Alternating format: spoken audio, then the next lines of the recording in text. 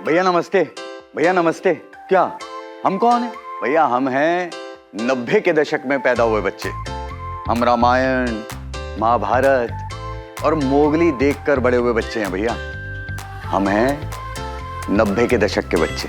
हम तब के बच्चे हैं जब दोस्तों को व्हाट्सएप पर नहीं घर पर मिलते थे, जब मम्मी पापा हमसे रिश्तेदारों को चिट्ठियां लिखवाती थी, जब दोस्त मिलके कक किरण की एक्टिंग करते थे, शक्तिमान की तरह हाथ उठाकर गोल घुमा करते थे, तब तक खेलते थे जब तक थक कर चूर ना हो जाए। आज माँ बच्चों को घर से निकलने पर चिल्लाती है, तब हमें घर वापस बुलाने को चिल्लाती थी।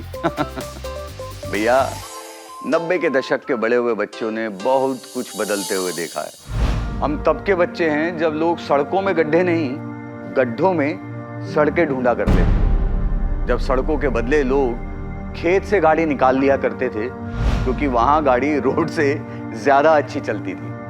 हम तब के बच्चे हैं जब बस में बैठे लोग बंद आंखों से भी जान जाते थे कि बॉर्डर पार हो गया है और लो भाई आ गया अपना एमपी।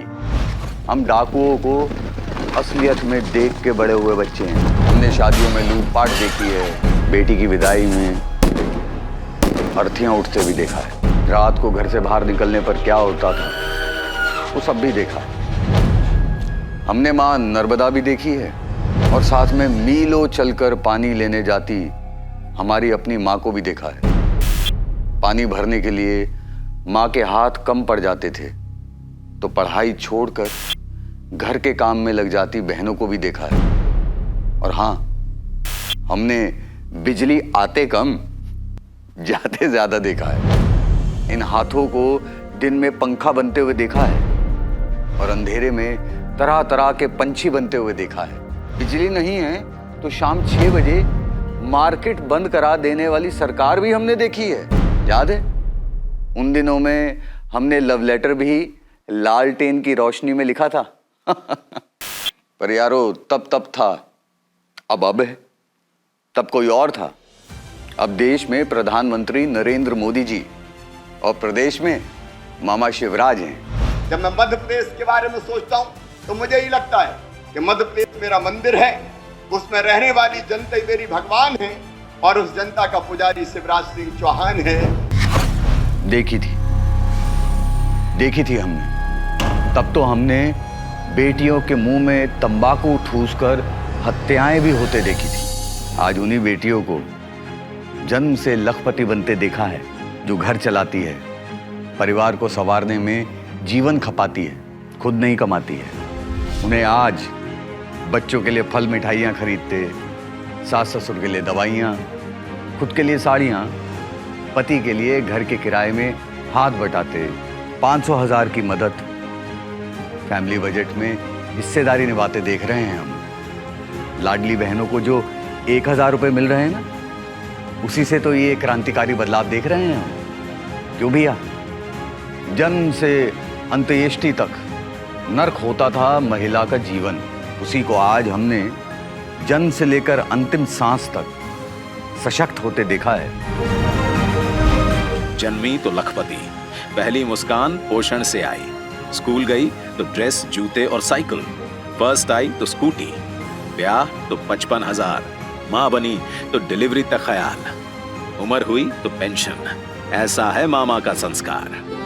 जीवन में आया है नया सवेरा, जीवन ले आया है नया उजियारा, शिवराज भैया का क्या कहना, अब जियो लाडली बहना, बढ़ चलो लाडली बहना, ओढ़े खुशियन के गहिना, बढ़ चला लाडली बहना।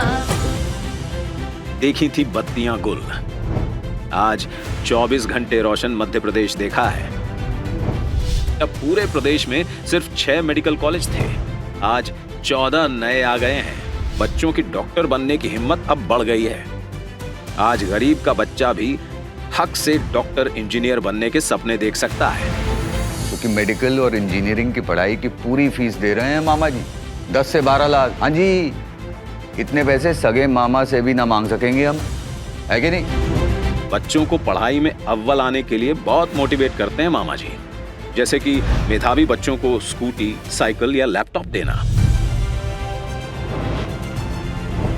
और पढ़ाई के बाद ट्रेनिंग के लिए प्लेसमेंट, और वो भी 8 से 10 हजार के स्टाइपेंड के साथ। ये भी तो सिर्फ हमारे मामा जी ही कर सकते हैं। मैं तो बोलता हूँ, आप में से कोई अगर अप्रेंटिसशिप करना चाहता है तो जल्दी से mmsky.mp.gov.in पर रजिस्टर करो भैया। मेरे बेटे बेटियों, आई लव यू।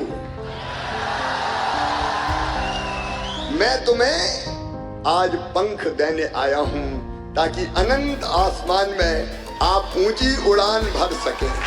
चिड़िया अपने बच्चों को सिर्फ घोंसला नहीं देती, उड़ना सिखाती है, हौसला है देती।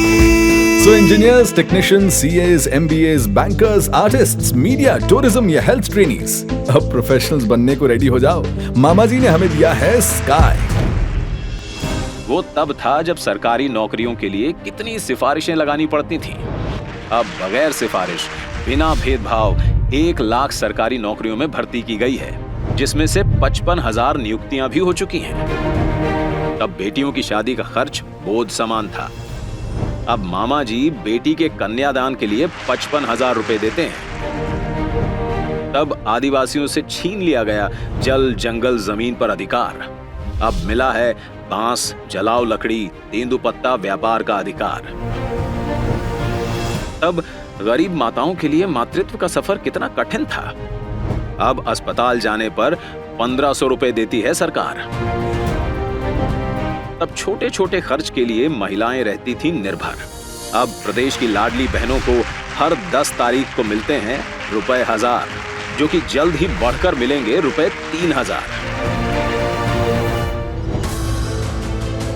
तब ऋण माफी के चक्रव्यूह में फंसे थे किसान। उनके घर पर डिफॉल्टर का कलंक तक लग चुका था। अब 11 लाख किसानों के सिर से बैंक डिफॉल्टर का टैग हटा चुके हैं मामा शिवराज। याद है ना, तब रात के 1:30 बजे मिलती थी सिंचाई के लिए बिजली। अब लगातार 10 घंटे किया गया है बिजली का प्रावधान। तब गरीबों के लिए दिक्कतों के थे पहाड़। अब अपने पक्के घरों में रहते हैं लाखों परिवार। तब गरीब बुजुर्ग के लिए तीर्थ दर्शन था सपने समान। अब वो सपना पूरा कर रहे हैं शिवराज जी श्रवण कुमार, वो भी हवाई जहाज में बिठाकर। याद है ना, तब था भू माफियाओं का बोलबाला। अब शिवराज जी ने 23,000 एकड़ जमीन को भू माफियाओं से मुक्त करवाया और ऊपर से गरीबों के लिए सुराज कॉलोनी की योजना बनाई।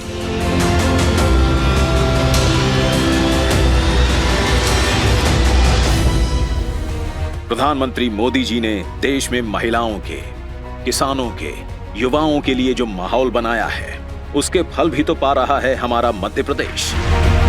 न्यू मध्य प्रदेश और न्यू इंडिया के जिस ठोस नींव तैयार की जा चुकी है, अब आप सभी के सहयोग से इसे और गति देने का प्रयास चल रहा है। सोचिए, किसानों के खातों में सालाना 12,000 आने से खाद बीज का टेंशन गया है कि नहीं। अब भव्य महाकाल में आने लगे हैं लाखों श्रद्धालु। अरे भैया, बात करते रहेंगे तो पूरा दिन निकल जाएगा, फिर भी खत्म नहीं होंगी अपनी बातें। मैं तो बस इतना बताने आया था कि ये जो छोटा बड़ा विकास हमने अपने आसपास देखा है, वो किसी पर्व से कम नहीं है। पर्व शांति का, पर्व सुरक्षा का, पर्व अवसरों का, पर्व विश्वास का। मेरी शुभकामनाएं हैं कि हम सब ऐसे ही मनाते रहें पर्व विकास का। जय मध्य प्रदेश, जय हिंद।